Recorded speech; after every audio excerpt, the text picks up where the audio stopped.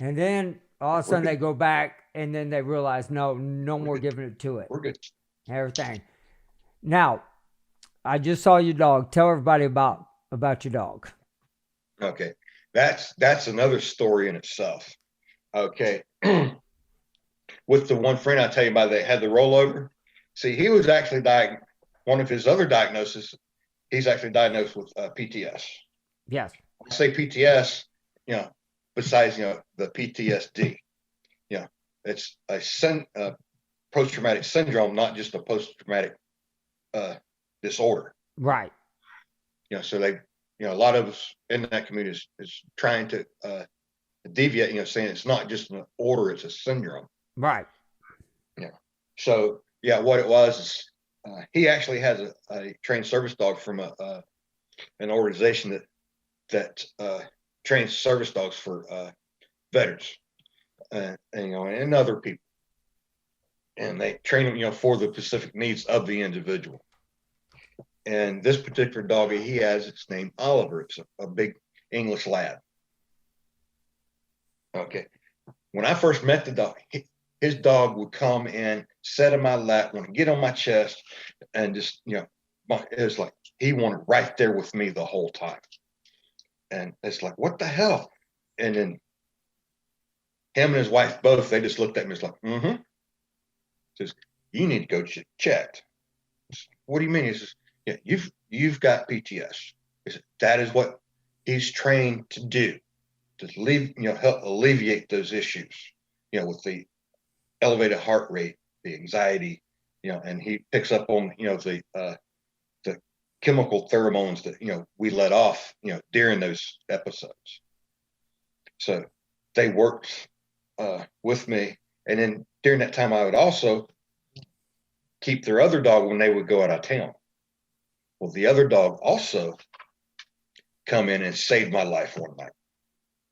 It actually, she actually woke me up from a deep sleep because I was having a very bad sinus infection. It's one of those where I would actually have the blood would be draining down my throat and everything, and it was starting Wow. to coagulate and clog up my system and choke me out.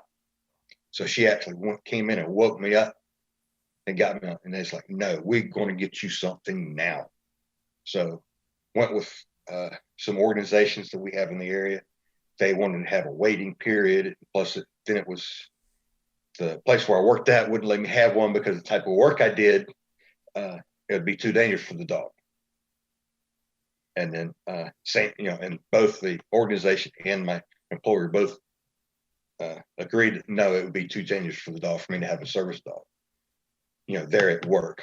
And then the organization wouldn't work with me. I said, I could have babysitters and stuff like that, where during that time, no, the dog has to be with you 24/7. So lo and behold, what happened? That didn't work out. So what they did, they happened to go to a local animal shelter in the area and found her.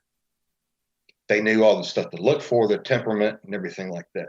So they picked her out, had me come in and take a look at it. And it says, yeah, we're looking at training another dog, to be a service dog and stuff for a vet. And asked me to actually keep her for 10 days for a quarantine period. Well, no, what that was actually a bonding period. Right. Right. Yeah.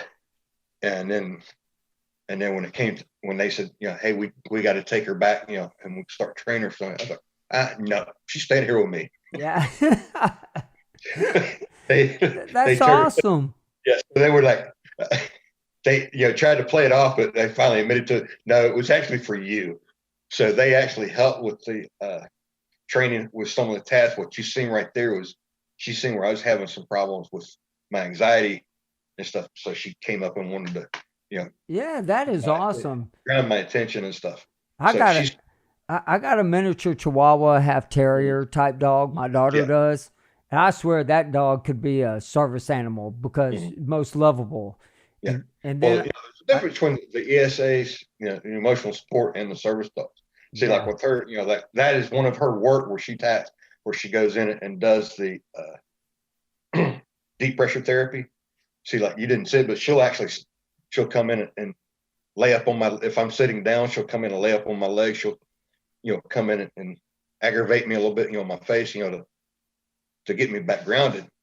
But then she'll wake me up at night if I'm having my sleep disturbances, or if I'm having my bad dreams and stuff like that. She comes in and wakes me up. Wow, that is fantastic. It's amazing what they can do. And then I done the training. I went and put her through the AKC Good Canine Citizens Program, for the obedience. And that way, work where she's got the socialization skills and the obedience training stuff, where I can take her out in town and she can go places and say, like, for restaurants and things like that. A lot of people don't even know she's there until we get ready to leave. It's not like where you see some of the people, the ladies will come in with the little ankle biters. I call them the little yappy ankle biters. I got one of them. Yeah. I got one. But with her, she wouldn't even know it. Wow. Like when I go into the VA, she's actually welcome at the VA, and that's because of the VA Directive 1188 that pertains to service dogs. She's covered under the ADA, but it's a federal facility, so they got their own regulations stuff too. But if you go with the VA, if you read the VA Directive 1188, okay, that's dealing with the service animals, right?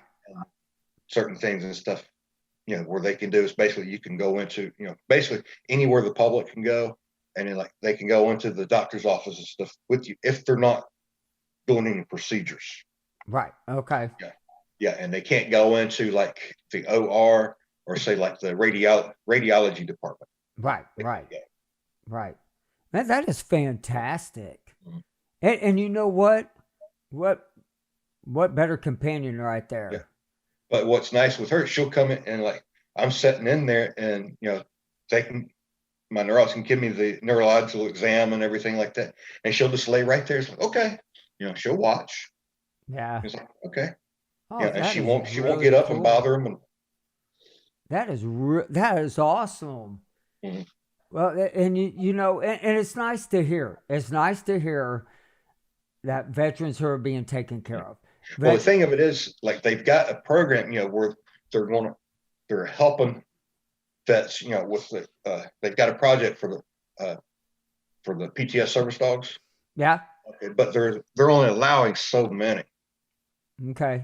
Where it's not like, say, with the service dogs through the VA, they're not going to actually go in and provide you a service dog. You have to go in and have one. Apply for it and get, obtain it yourself. Okay. Okay. With the VA, okay, they got if it's for your physical disability, let's say, for your gaits, say your balance, your hearing, your vision.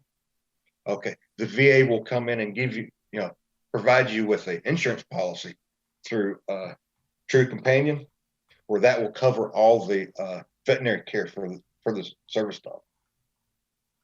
Oh, wow. Okay. Yes. There's a process you got to go through, to get that. But that's only, if it's for a physical disability. Okay.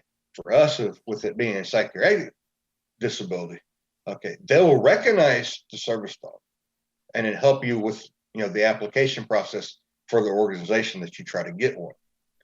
Through. But it's still your full responsibility to provide all the care and upkeep for the dog. Okay. You don't get any kind of assistance like you do if it's for a physical disability. Oh, okay. I see that. I see that.